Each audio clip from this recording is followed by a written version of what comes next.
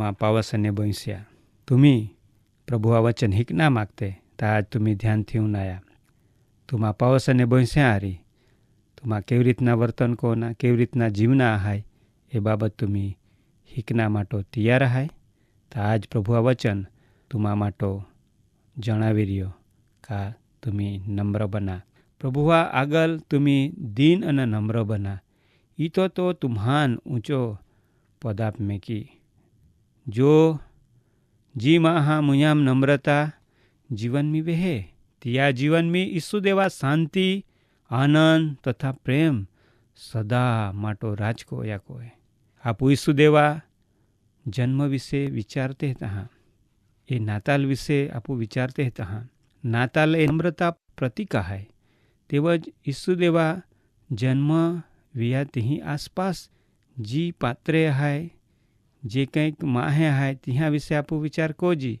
ता तिहा अंदर बधा अंदर आप नम्रता देखाय आवे ए सिवाय का हेरोद राजा सिवाय बधे ज महा अंदर आप नम्रता पाली हकते नाताल माटो नम्रता नम्र वेते ए पालना मिले जेव का मरियम लुका लखनी सुवार्ता तिया पहलो अध्याय 38मी कलमी यूसुफ माथी 1:24 तेवज खुद ईसुदेव पोते पण नम्र बनीन ગંદો ગબાણમી તિયા જન્મને દો.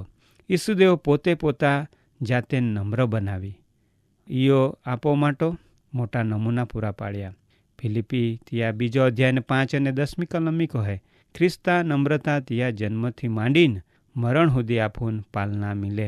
વધસ્તંપો પણ બીજા માટો માફી માગતા પોતા જીવ દેવા આથામ હોપી દેતા ત્યાં સુધી યા તે નમ્રતા યો દેખાવી. લુકની લખેલી સુવાર્તા તિયા 23મા અધ્યાય 34મી કલમની આપૂન એ પાલના મિલે. નમ્રતા એ પવિત્ર આત્મા દ્વારા પ્રાપ્ત વેતી વર્તણૂક કહાય અને એ તો આપો પવિત્ર આત્મા એ ફળાહાય.